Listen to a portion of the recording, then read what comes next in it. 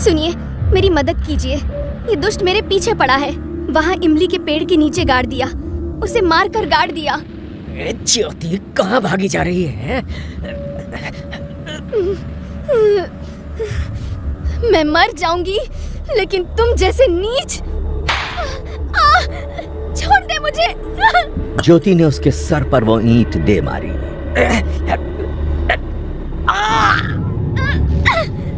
एक कदम भी आगे बढ़ाया ना तो तेरी जान ले लूंगी।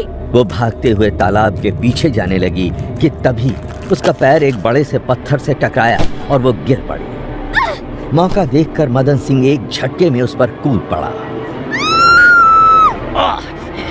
जान लेगी नहीं? बहुत जान है तुझमें। बोल अब, बोल।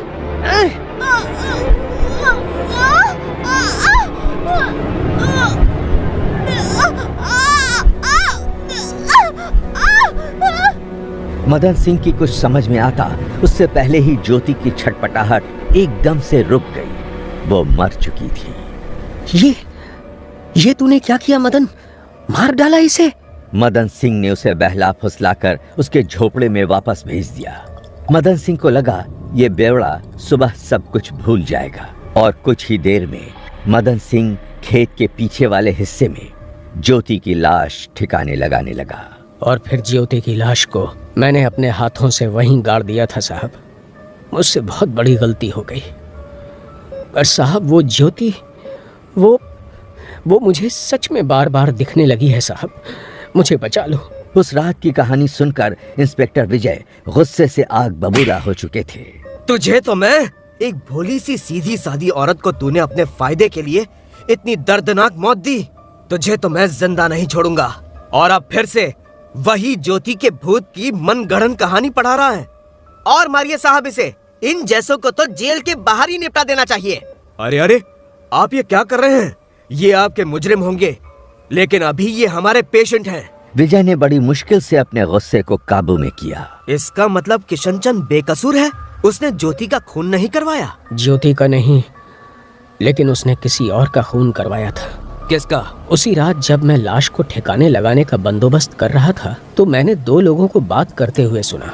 किशनचंद के भेजे हुए गुंडे कीरत के खेत के पास पहुंच चुके थे।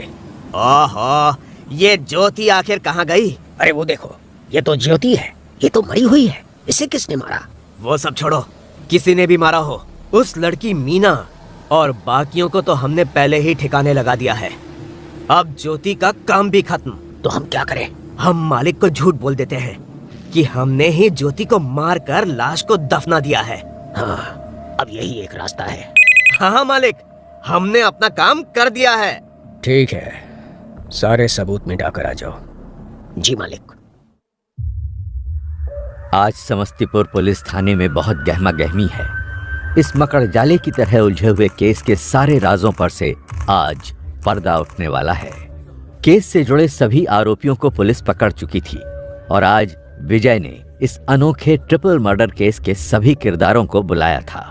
ज्योति और कीरत का कातिल मदन सिंह और उसकी मदद करने वाली तंत्रा, विनोद त्यागी के कातिल चंदन और कल्लू, किशन चंद और उसके सुपारी किलर्स सभी यहाँ मौजूद हैं। और वहीं दूसरे कोने में हरिलाल, जमुना और ठाकुर सुरेंद्र सिंह भी आ चुके थे। शांत हो जाइए। आप सभी को ये बताते हुए हमें बहुत खुशी हो रही है कि इस केस को हमने सुलझा लिया है। मैंने अब तक अपनी पुलिस सेवा में ऐसा उलझा हुआ और रहस्यमयी केस नहीं देखा था। कई ऐसे अनुभव हुए जो मेरे लिए भी किसी रहस्य से कम नहीं थे। ये ऐसा केस है जहां हत्याएं 2 साल पहले हुई, लेकिन मुजरिम आज पकड़ में आए। 2 अमीर बापों की बिगड़ैल संतानें, एक बेवफा और लालची पत्नी और एक ऐसा दोस्त जिसने अपने ही सबसे पक्के दोस्त की पीठ में छुरा घोंपा, और एक पीड़ित गरीब किसान जिसकी जमीन पर कई लोगों की नजरें गड़ी थी। इस केस में हमें रिश्तों की ऐसी परिभाषा देखने को मिली जो अपने आप में अनोखी है। झूठ, फरेब, लालच और धोखे की दास्तां जिसने हमें भी सोचने पर मजबूर कर दिया। ये 3 अलग अलग हत्याओं का केस है। इनमें से 2 एक ही रात को एक जगह हुई और तीसरी उसी जगह पर कुछ दिनों बाद। सभी सवालों के जवाब मिलने वाले हैं। जरूर देखें अगला एपिसोड। कहानी जारी रहेगी।